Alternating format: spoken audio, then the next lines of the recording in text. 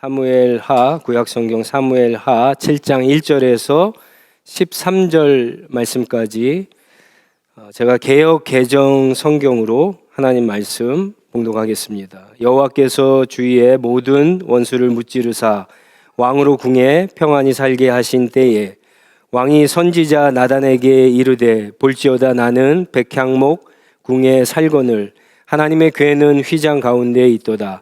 나단이 왕께 아뢰되 여호와께서 왕과 함께 계시니 마음에 있는 모든 것을 행하소서 하니라. 그 밤에 여호와의 말씀이 나단에게 임하여 이르시되 가서 내 종 다윗에게 말하기를 여호와께서 이와 같이 말씀하시되 내가 나를 위하여 내가 살 집을 건축하겠느냐. 내가 이스라엘 자손에게 애굽에서 인도하여 내던 날부터 오늘까지 집에 살지 아니하고 장막과 성막 안에서 다녔나니 이스라엘 자손과 더불어 다니는 모든 곳에서 내가 내 백성 이스라엘을 먹이라고 명령한 이스라엘 어느 지파 가운데 하나에게 내가 말하기를 너희가 어찌하여 나를 위하여 백향목 집을 건축하지 아니하였느냐고 말하였느냐. 그러므로 이제 내 종 다윗에게 이와 같이 말하라. 만군의 여호와께서 이와 같이 말씀하시기를 내가 너를 목장 곧 양을 따르는 데에서 데려다가 내 백성 이스라엘의 주권자로 삼고 내가 가는 모든 곳에서 내가 너와 함께 있어 내 모든 원수를 내 앞에서 멸하였은즉 땅에서 위대한 자들의 이름같이 내 이름을 위대하게 만들어 주리라. 내가 또 내 백성 이스라엘 위하여 한 곳을 정하여 그를 심고 그를 거주하게 하고 다시 옮기지 못하게 하며 악한 종류로 전과 같이 그들을 해하지 못하게 하여 전에 내가 사사에게 명령하여 내 백성 이스라엘을 다스리던 때와 같이 아니하게 하고 너를 모든 원수에게서 벗어나 편히 쉬게 하리라.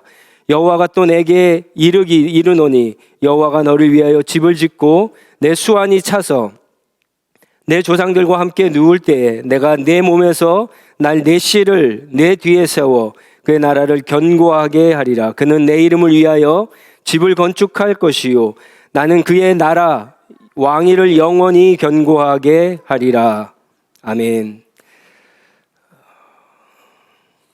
오늘날 우리가 살아가고 있는 시대는 여러 가지 세계관이 우리가 사는 사회와 시대를 이끌어가고 있습니다. 그 세계관은 우리가 모두 다 이미 알고 있는 것들입니다. 우리가 영화나 드라마나 어떤 미술 작품이나 음악이나 대중문화 속에서 그런 세계관들이 묻어 있습니다. 그 가운데 특별히 오늘날 우리가 또 주목하고 이 사회를 이끌어가는 세계관 중에 하나는 결과지상주의라고 하는 겁니다. 동기, 모티브나 과정, 프로세스가 나쁘고 불법적이어도 결과만 좋으면 다 괜찮다라고 생각하는 세계관입니다. 한 20년 전쯤만 해도요, 수많은 사람들을 죽이고 감옥에 가두고 쿠데타로 권력을 잡은 대통령들을 좋게 평가하지는 않았습니다. 그런데 어느 순간부터인가 쿠데타로 살인과 폭력으로 그런 과정을 통해서 대통령이 된 사람들의 성과를 가지고 그 사람들을 인정해 주는 분위기가 되더니 지금은 그 사람이 과거에 어떻든지 간에 지금 잘하고 있는 일, 앞으로 잘할 수 있으면 어떤 능력과 그런 실력만 되면 그런 것들을 인정해 주고 존중해 주고 그런 사람들을 우대시하는 세상입니다. 그런 분위기는 선거철이면 고스란히 나타납니다. 그 사람이 어떤 사람인가는 상관이 없습니다. 지금 위기에 처한 나라를 구할 수 있고 경제를 살릴 수 있고 내 배를 채울 수 있는 사람이면 전혀 상관없이 그 사람을 뽑습니다. 물론 사람은 다 완벽하지 않죠. 부족합니다. 그렇다고 해서 아무나 대통령이나 국회의원을 뽑아서는 안 됩니다. 교회 집사라고 교회 장로라고 뽑는 사람들이 있는데 그래서도 안 되죠. 우리가 몇 해 전만 하더라도 그런 사람들 때문에 큰 낭패를 경험한 적이 있습니다. 사람 됨됨이를 꼼꼼히 봐야 됩니다. 그리고 그 사람이 가지고 있는 정치적인 어떤 성향이나 정책 같은 것도 봐야 됩니다. 상대편 후보와 특히 비교해서 그래도 부족하지만 누구의 정책이 우리가 하나님 나라 백성으로 이 땅에 하나님 나라에 참여하고 있는데 하나님 나라 성경과 가장 가까운가 꼼꼼히 살펴보고 그런 사람들을 선택해야 합니다. 사실 이런 문제는 그렇게 어렵지는 않습니다. 조금 관심을 가지고 조금 들여다보면은 여러 인터넷에 그런 정보들을 얻을 수 있고요. 우리가 사실은 어떤 사람들을 판단해서 물론 부족하지만 그 가운데 그래도 성경적으로 가까운 사람들을 우리가 선택할 수가 있습니다. 근데 진짜 어려운 것은 뭐냐? 겉으로 보기에 아주 좋은 동기를 가지고 있지만 많은 사람들이 봤을 때 이 사람은 참 좋은 의도를 가지고 있다라고, 좋은 동기를 가지고 있다라고 해도 절대로 뽑아서는 안 되는 사람을 가려내는 것은 결코 쉬운 일이 아닙니다. 왜냐하면 그 사람이 가지고 있는 어떤 동기 안에 그 사람의 진짜 숨은 의도가 잘 드러나지 않기 때문에 그렇습니다. 그런 것들을 밝혀내는 것이 쉽지 않기 때문에 그렇습니다. 사실은 오늘 우리가 읽은 본문의 이야기가 그런 이야기입니다. 여러분, 오늘 본문 말씀은 다윗이 하나님의 성전을 짓겠다라고 마음 먹고 나단 선지자와 이야기를 나누는 장면에서 시작합니다. 다윗이 이런 얘기를 합니다. 2절 말씀에 보니까 하나님의 궤가 방치된 것을 보고 자기는 백향목 아름다운 궁전에서 살고 있는데 하나님의 법궤는 한쪽에 방치된 것을 보고는 하나님의 성전을 건축하겠다, 이런 이야기를 합니다. 여러분, 얼마나 훌륭한 생각이고 얼마나 좋은 생각입니까? 사실은 이런 생각 갖기 쉽지 않죠. 여러분의 신앙생활을 한번 이렇게 돌아다 보세요.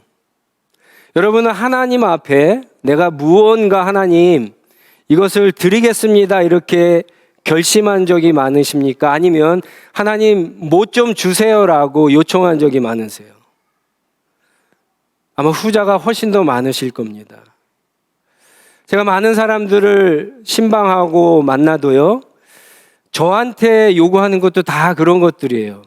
목사님, 어떤 중요한 문제가 있습니다. 그런데 하나님 앞에 이 문제를 가지고 같이 기도해 주십시오, 이렇게 부탁하는 분이 많지, 목사님 내가 이런 은혜를 받았는데 내가 하나님 앞에 이렇게 앞으로 하겠습니다 라고 하시는 분들은 사실 많지 않습니다. 굉장히 다윗의 생각이 뛰어난 생각입니다. 우리 가운데 어느 누구도 생각하지 쉽지 않은 그러한 생각입니다. 우리 교회가 예배당을 지금 기도하면서 찾고 있습니다. 그런데 어느 날 누가 저에게 와서 목사님, 예배당 아직 못 찾으셨죠? 제가 우리 교회 예배당을 지을 수 있도록 제가 가진 땅을 내놓겠습니다. 혹은 헌금을 어느 정도 하겠습니다 라고 하면 여러분, 기쁠까요? 기쁘지 않을까요? 너무 기쁜 일이죠. 목사인 저로서도 기쁘고 하나님도 분명히 기쁘게 생각할 것이라고 여러분들 생각하실 겁니다. 오늘 본문 말씀에 보면 나단 선지자는요, 다윗의 말을 듣고 사실 굉장히 기뻐했습니다. 왜냐하면 사울 왕과는 전혀 달랐기 때문에. 사울은 왕이 되자마자 자기 마음대로 했거든요. 근데 다윗은 왕이 되자마자 하나님의 법궤를 가져왔죠. 그 법궤가 그냥 방치된 것을 놓고는 가슴이 아파서 그 법궤를 모셔놓을 하나님의 집, 하나님의 성전을 짓겠다고 하니까 얼마나 기쁜 일입니까? 그래서 이 나단 선지자는요, 다윗에게 주님께서 왕과 함께 하실 겁니다. 왕이 마음에 품은 대로 그대로 행하십시오라고 격려의 말도 합니다. 나단 선지자의 말이 다윗의 생각과 그렇죠? 같았어요. 이 말씀을 읽는 저와 여러분들의 생각들도 같을 겁니다. 그런데 5절부터 보면 4절부터 보면 하나님의 생각은 다릅니다. 하나님은 다윗의 생각, 하나님을 향한 다윗의 계획, 다윗의 열심을 하나님은 단칼에 거절하십니다. 그 이유가 이제 5절부터 나오는데 이 5절은요, 5절부터 나오는 이 말씀은 하나님과 다윗과의 언약입니다. 여러분, 사무엘서 상하를 포함해서 사무엘서 전체에서 가장 핵심이 되는 부분이 바로 이 부분입니다. 다윗은 하나님을 위해서 어떤 계획을 세우고 열심을 냈는데 하나님이 그것을 거절하시죠. 그리고 하나님의 계획을 말씀하세요. 하나님의 뜻을 말씀했어요. 하나님이 다윗에게 가졌던 어떤 약속들을 갖다가 다윗에게 알려주십니다. 하나님이 거절하시는 이유가 몇 가지 있습니다. 다 말씀드릴 수는 없고 크게 나타나는 게 두 가지인데 하나는 이거죠. 하나님은 단 한 번도 어느 누구에도 어느 지파에게도 자신이 거할 성전을 지어달라고 요청하신 적이 없다라고 하는 겁니다. 근데 너는 왜 네 마음대로 내가 거할 집을 짓겠다라고 하는 겁니다. 그렇게 물으시는 거예요. 7절 말씀에 보면은요, 어느 지파에도 건축을 허락하거나 명령한 적이 없다라고 얘기해요. 하나님은 집이 필요 없다는 거예요. 하나님은 주소가 필요 없다는 거죠. 하나님이 주소가 있으면 얼마나 좋겠어요, 우리가. 하나님 앞에 편지도 쓸 수 있고. 하나님은 주소가 없으세요. 하나님 누구의 도움도 필요 없으세요. 구약에서 우리가 알고 있다시피 하나님은 모세에게 자신을 어떤 분이라고 계시하셨습니까? 스스로 계신 분. I am who I am. 나는 스스로 있는 자라고, 누구에게 의존하지 않고 누구의 도움이나 누구의 영광도 필요 없는 스스로 계신 분이다라고 그렇게 이야기하십니다. 6절 말씀에 장막과 성막 안에 다녔다라고 했는데, 여러분 광야 40년 동안 한번 잘 생각해 보세요. 이스라엘 백성들이 하나님을 데리고 다녔습니까? 하나님이 이스라엘을 이끌고 다니셨어요. 쉽게 얘기해서 구름 기둥과 불 기둥이 이스라엘 백성이 움직일 때 움직였습니까? 아니면 낮에 구름 기둥이 나타나고 밤에 불 기둥이 나타나면 이스라엘 백성들이 움직였어요. 나타나야 움직였죠. 하나님이 움직이셨다는 거예요. 이스라엘 백성들이 하나님의 언약궤를 메고 움직였지만 그들이 하나님을 움직인 것이 아니라, 그들이 하나님을 지배한 것이 아니라 하나님이 이스라엘 백성들을 인도하셨다라고 하는 거예요. 12절 이하에 보면 더 놀라운 약속을 하세요. 하나님이 오히려 다윗의 집을 세워주시겠다라고 하죠. 그것도 영원히 세워주시겠다라고 그렇게 이야기합니다. 그냥 무너지는 그런 집이 아닙니다. 나중에 우리가 알다시피 예루살렘 성전은 그렇죠, 3번이나 무너지죠. 근데 하나님께서 세우실 다윗의 집, 다윗의 왕조는 영원히 견고하게 해주시겠다라고 이야기합니다. 그러면서 한 가지 말씀을 또 하시죠. 네 때가 아니라 지금은 때가 아니다라고 하는 거죠. 너에게서 한 씨를 내가 주겠는데 그를 통하여 집을 건축하게 하고 다윗의 왕조를 영원히 견고하게 하겠다라고 약속하십니다. 이 씨는 우리가 잘 알다시피 가까이 있는 솔로몬을 이야기하죠. 그래서 솔로몬 왕 때가 가장 다윗 왕조가 강성한 때였습니다. 근데 거기에 끝나지 않죠. 이 씨는 또한 신약에 오실 예수 그리스도를 이야기하는 거죠. 그리고 다윗 왕조에서 시작되었지만 다윗 왕조에서 나온 예수 그리스도, 그분을 통한 하나님의 나라를 지금 이야기하는 거예요. 예수님이 진짜 오셨죠? 예수님이 십자가에서 죽으시고 부활하시고 승리하심을 통해서 하나님 나라를 시작하셨습니다. 그 하나님 나라가 지금 하나님께서 하나님의 종들을 불러주시고 세워주셔서 그 나라를 견고하게 세워가고 있습니다. 그 나라는 영원한 나라입니다. 우리가 그 나라에 들어갈 것입니다. 여러분, 다윗의 계획과 하나님의 계획이 엄청나게 차이가 나지 않습니까? 하나님이 다윗의 계획을 거절하는 것이 당연하죠. 이게 바로 하나님과 다윗의 차이이면서 이게 하나님과 인간의 차이입니다. 하나님을 향하여 열심으로 아무리 좋은 계획을 세웠지만 아직 하나님의 때가 아니라는 거예요. 다윗은 어떻게 보면은요, 그동안 자기가 경험했던 하나님, 자기가 만났던 하나님, 자기가 동행했던 하나님, 그 하나님을 어느 순간 과소평가하고 있는 겁니다. 2절 말씀이 우리에게 그것을 보여주고 있습니다.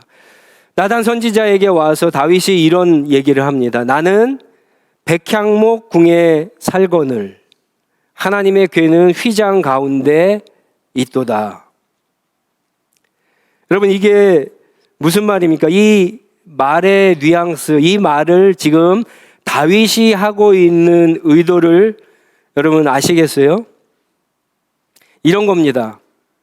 예전에 그 한국에 한 뉴스가 있었습니다.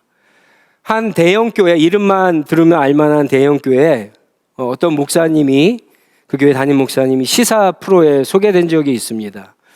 시사 프로에 나왔으니까 좋은 내용은 아니죠. 그 목사님과 교회에 대한 비리에 대한 이야기입니다. 그런데 정작 그게 끝나고 사실 많은 사람들이 관심 가진 것은 그 교회와 그분의 비리가 아니라 취재 과정에서 드러난 이 목사님이 타고 다닌 차에 대한 이야기입니다. 이 목사님이 3억이 넘는 벤틀리라고 하는 외제차를 타고 다니셨거든요. 취재 기자가 묻습니다. 목사님은 피하세요. 그랬더니 목사님에게 차를 사주었던 한 장로님이 이런 대답을 하셨어요. 자기가 외제차 딜러를 하는데 자기는 늘 좋은 차를 타고 다니는데 목사님이 오래된 중고차를 타고 있는 것을 볼 때 마음이 아파서 그래서 목사님에게 선물로 차를 주었다라고 하는 거죠. 목사님을 변호하는 거예요. 목사님은 잘못이 없다라고 하는 거예요. 이 말 속에 여러분 많은 것들이 캐치되지 않습니까? 이런 거죠. 이 장로님이 차를 교회에 타고 다니면서 어떤 마음이 있었습니까? 미안한 마음, 불편한 마음, 더 나아가서는 이런 차를 타도 되나라고 하는 어떤 죄책감 같은 것이 아마 있었던 것 같아요. 그런 것에서부터 벗어나고자, 해방되고자 목사님에게 차를 사주지 않았나 하는 그런 의도가 캐치되지 않습니까? 또 이런 마음들도 캐치되죠. 목사님에게 그만큼 인정받고 관심받고 싶었구나. 그런 생각들도 엿볼 수 있습니다. 또 한 가지는 이 장로님이 목사님보다 더 낫다라고 하는 생각을 가질 수 있겠구나라는 생각도 들었어요. 왜냐하면 이 목사님을 만날 때마다, 교회 올 때마다 목사님이 자기가 사준 외제차를 타고 오잖아요. 내가 사준 차 타고 다니는구나. 나 아니면 저런 차 탈 리가 없지. 목사님이 내 도움을 받아서 내 호의를 저렇게 누리고 있구나. 여러분, 이런 생각들 하지 않겠습니까? 2절 말씀에 이 다윗의 이런 고백 가운데에는 바로 그런 뉘앙스, 성전 건축의 의도가 이런 것이라고 하는 것이 들어있는 거예요. 다윗이 그동안 얼마나 많은 하나님의 은혜를 받았어요. 근데 이런 생각을 할 수 있겠죠. 이제는 내가 하나님을 도울 차례다. 여러분, 이게 말이 됩니까? 우리가 하나님을 도울 수 있어요? 우리가 뭐를 하도 하나님이 도움이 됩니까? 하나님이 어떤 사람의 도움을 받아서 높여지고 도움을 받지 않으면 낮아지고 그러시는 분이세요?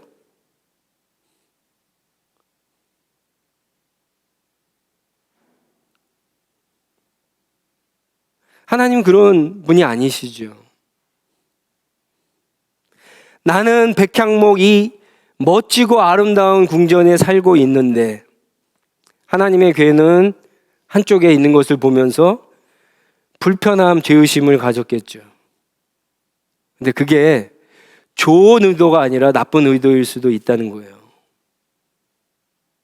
내가 하나님의 전만 세워주면 내가 누리는 것들은 그런 기왕 누리는 김에 그런 죄책감, 그런 미안함, 그런 불편함 없이 얼마든지 누릴 수 있다라고 하는 생각이죠. 우리가 하나님 앞에 섬기면서 하나님 앞에 헌금을 드리면서 이렇게 생각할 수도 있겠죠. 솔직히 이야기하면 그런 마음도 들 때가 있지 않습니까? 11조만 하면 나머지는 내 거니까 내 마음대로 써도 되는데 11조 안 하면 뭔가 찝찝하죠. 뭔가 불편하죠. 어쩔 때 살아가면서 어려운 일이 생기고 불행이 닥치면 하나님께서 11조 안에서 나를 혼내는 거라고 그렇게 생각할 때도 있죠. 만약 11조 하는 이유가 그런 것 때문이라고 한다면 내 마음의 부담감, 불편함, 죄책감을 떨쳐버리고 내가 번 돈 내가 마음대로 쓰기 위한 방편으로 한다라고 한다면 그것은 하나님이 기뻐하시지 않는 거죠.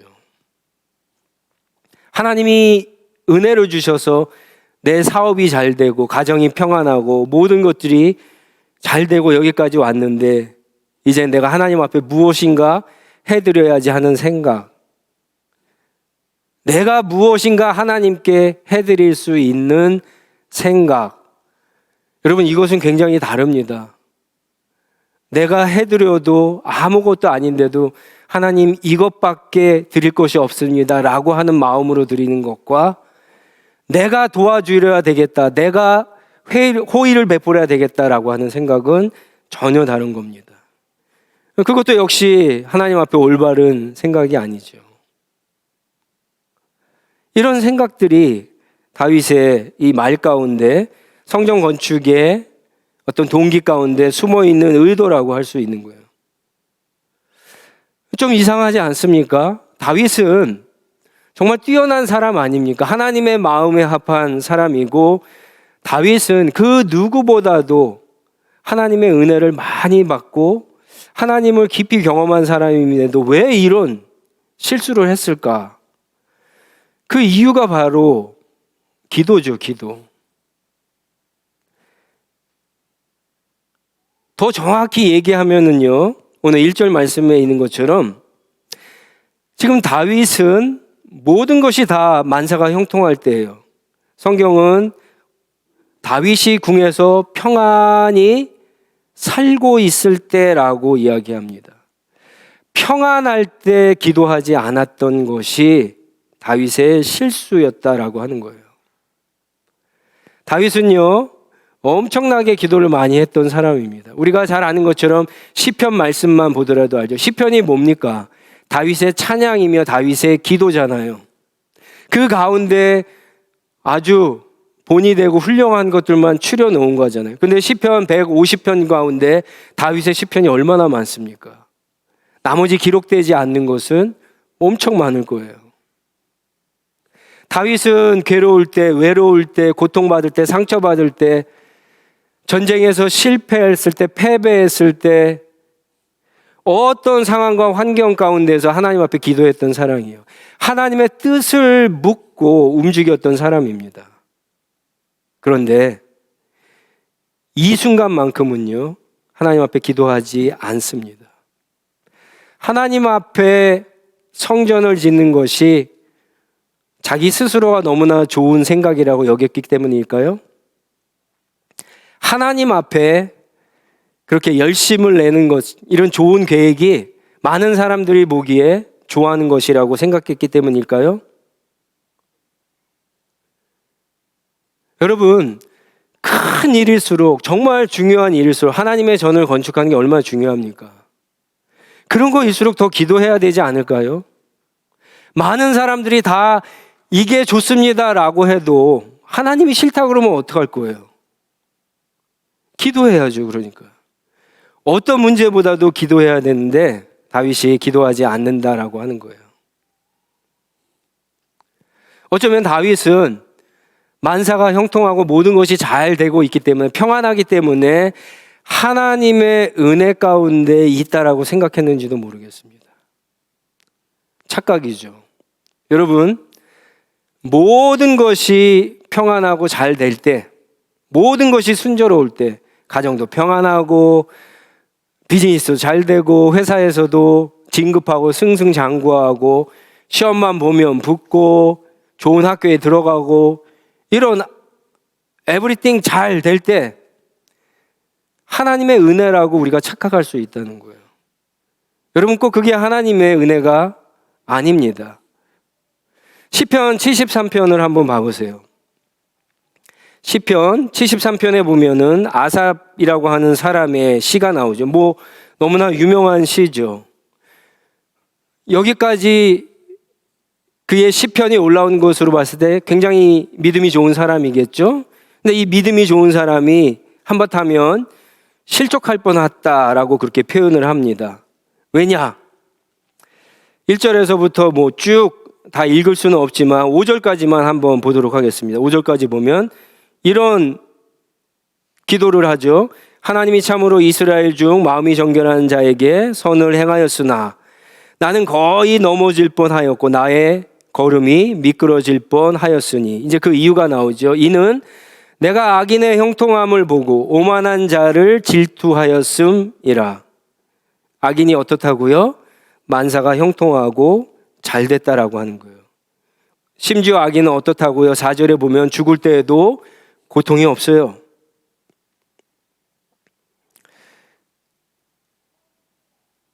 죽을 때에도 때깔도 좋아요.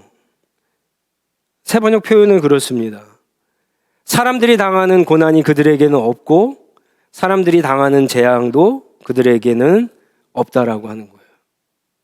여러분, 악인이 지금 만사형통하고 있어요. 죽을 때까지, 아니 죽는 순간까지. 이게 악인이 하나님의 은혜 가운데 있는 겁니까? 그렇지 않죠.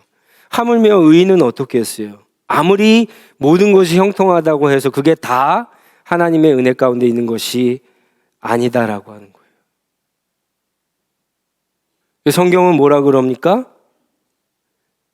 쉬지 말고 기도하라 그러잖아요. 쉬지 말고. 여러분, 쉬지 말고 기도하라고 하는 의미가 뭘까요? 숨도 안 쉬고 먹지도 않고 식음 전폐하고 공부도 안 하고 직장도 안 나가고 기도하라는 겁니까? 그런 게 아니죠. 늘 항상 기회만 있으면 기도하라고 하는 거예요. 교회만 와서 기도하지 말라는 거예요. 교회를 벗어나도 기도하는 거예요. 어느 장소에 있든지 기도할 수 있는 기도 제목이 생기면 기도하라는 거예요. 시간이 있을 때만 기도하지 말라는 거예요. 시간이 없어도 기도할 중요한 내용들이 있으면 기도하라는 거예요. 아니, 기도에 어떤 제목만 있을 때 기도하라는 것이 아닙니다. 그런 제목이 없어도 때를 얻든지 못 얻든지 기도하라고 하는 거예요. 어렵고 힘든 일, 내 힘으로 할 수 없는 일만 기도하면 안 돼요. 내가 할 수 있는 일도 기도하라고 하는 거예요. 큰 일만 기도하면 안 됩니다. 작은 일도 기도해야 되는 거예요. 내 가정, 우리 교회 식구들, 한인교회만 기도하라는 것이 아닙니다. 주님의 교회는 위에서 다 기도하라고 하는 말이에요. 물론 아주 사소한 일과 아주 분명한 일을 기도하는 것은 필요치 않습니다. 예를 들어 갖고 이렇게 기도하면 안 되겠죠. 하나님, 오늘 주일인데 교회 갈까요, 말까요? 이게 필요 없는 기도죠. 제가 하나님 앞에 오늘 주일 설교 할까요, 말까요? 이렇게 기도하는 건 필요 없는 거죠. 그런 기도는 할 필요가 없어요. 근데 여러분, 지금 제가 설명드린 것들대로 만약에 기도하게 되면 지금 우리가 기도하는 기도 시간보다 훨씬 더 늘어날 거예요. 근데 왜 쉬지 않고 기도하지 못할까요? 왜 우리의 기도가 왜 한 곳에 이렇게 치우쳐질까요? 앞에 얘기했던 것만 기도하기 때문에 그래요. 교회 왔을 때만 기도하고, 예배 시간에만 기도하고, 기도 모임이 있어야지만 기도하고, 큰일 때만 기도하고, 내가 어렵다고 힘들다고 생각할 때만 기도하고, 우리 가정에 문제가 생겨야 기도하고. 그런데 진짜 우리 크리스찬들의 위기는 어느 때 옵니까? 다윗처럼 이럴 때 오는 거예요. 평안할 때, 모든 것이 만사형통할 때. 그래서 쉬지 않고 기도하라고 하는 말은 어느 때와 상관없이 늘 하나님 앞에 기도하라고 하는 말씀입니다. 근데 다행히 여러분, 다윗이 이 나단 선지자의 이야기를 듣고는 깨닫죠. 이 다윗이 얼마나 하나님의 말씀을 진지하게 들었는지 모릅니다. 18절 말씀에 보면, 7장 18절 말씀에 보면은 다윗이 어떻게 합니까? 말씀을 듣자마자 여호와 앞에 들어가 앉아서 이르되, 여호와 앞에 나가서 하나님께 기도하되라고 하는 거죠. 기도를 즉시 시작합니다.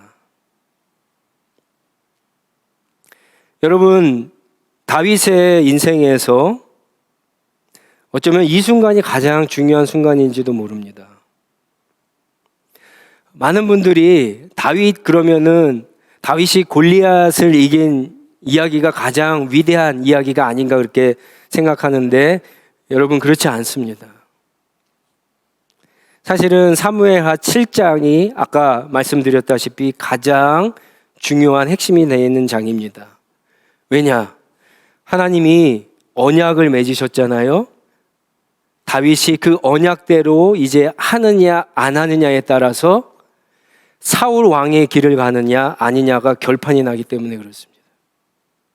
다윗은 하나님의 말씀을 듣고 기도를 합니다. 사울 왕과 다른 길을 가는 거예요.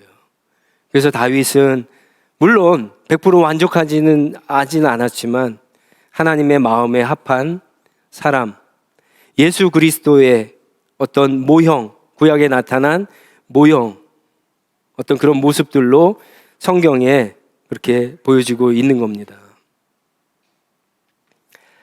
아무리 하나님을 위한다고 하지만, 하나님을 위한 어떤 열심과 계획이 있다고 하지만, 여러분, 그것이 하나님께 한번 기도하는 그런 어떤 시험을 통해서 확인하고 하는 게 좋습니다. 그게 진짜 인간적인 계획인지 하나님의 계획인지, 하나님의 때가 다 된 건지 안 된 건지 하나님 앞에 기도해야 됩니다. 좋은 계획일수록, 진짜 우리가 해야 될 계획일수록 여러분, 하나님 앞에 기도하는 것이 필요합니다. 여러분들 다 계획이 있으시죠? 살아가면서 계획이 없는 사람이 어디 있겠습니까? 분명히 있으실 거예요.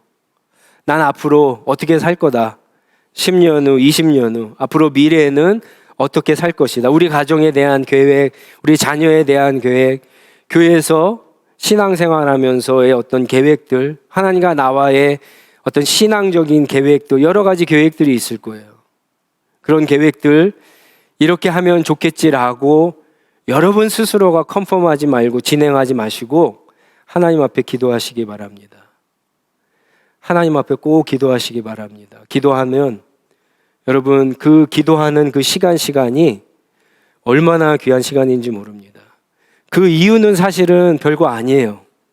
그게 이루어지고 안 이루어지고 빨리 이루어지고 늦게 이루어지고 이건 사실은 별로 중요하지 않습니다.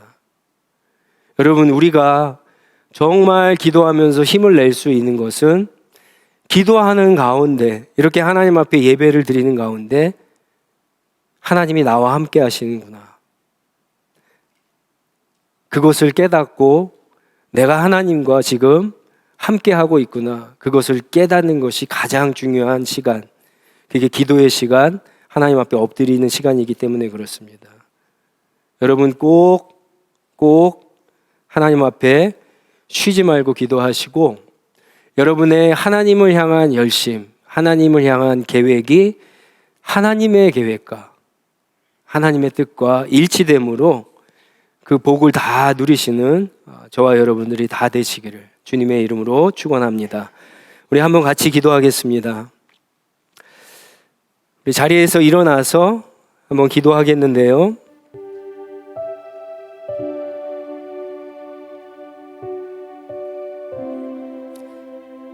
여러분 하나님을 위한 계획 있으시죠? 가지셔야 돼요. 그런 열심, 그런 계획을 혹시 없으신 분들은 그걸 달라고 한번 기도하시면 좋을 것 같고 그런 것들이 있으신 분들은요 기도하면서 좀 컨펌을 받았으면 좋겠습니다. 하나님 내가 이런 계획을 가지고 있습니다. 하나님 생각엔 어떠신지요? 하나님의 때가 지금인지요? 하나님 제가 어떻게 하기를 원하십니까? 하나님 분명히 나를 인도해 주시고 내가 그렇게 할 수 있도록 주변에 사람을 붙여주시고 또 지혜를 주시고 또 하나님 필요한 것들을 채워달라고 그렇게 기도하시면 돼요. 그러면 여러분들이 가진 계획들이 하나 둘씩 이루어지는 놀라운 역사가 있게 됩니다.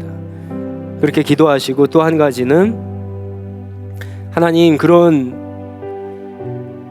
계획들을 가지고 주님 앞에 나아갈 때 하나님 그것도 어쩌면 일이 될 수 있거든요. 그런 계획, 그런 열심이 때로는 내가 지금 기도를 드리고 있고 내가 지금 만나고 있는 하나님이 얼마나 대단하신 분인가, 얼마나 위대하신 분인가, 얼마나 신실하신 분인가, 얼마나 좋으신 분인가 우리가 간과할 수 있고 과소평가할 수 있거든요. 그렇게 되지 않게 해달라고 진짜 기도하는 가운데 나의 인생을 책임져 주시고 여기까지 인도해 주시고 앞으로도 인도해 주실 그 하나님을 정말 경험하게 해달라고 그렇게 기도했으면 좋겠습니다. 하나님 혹시 내가 가지고 있는 그 계획을 통해서 내가 이익이 없어도 하나님 괜찮습니다. 내가 좀 물질적으로 손해봐도 괜찮습니다. 내가 시간적으로 조금 내 인생을 낭비해도 괜찮습니다. 그러나 주님 내가 그렇게 해서 많은 사람들이 하나님을 발견할 수 있다면 하나님이 주목을 받을 수 있다면 하나님이 영광을 받을 수 있다면 하나님 그렇게 해주십시오. 그렇게 나를 사용하게 해달라고 한번 이런 기도를 드렸으면 좋겠습니다. 우리 두 가지 기도 제목 가지고 하나님 앞에 간절하게 또 진실된 마음을 한번 기도하도록 하겠습니다. 기도하겠습니다.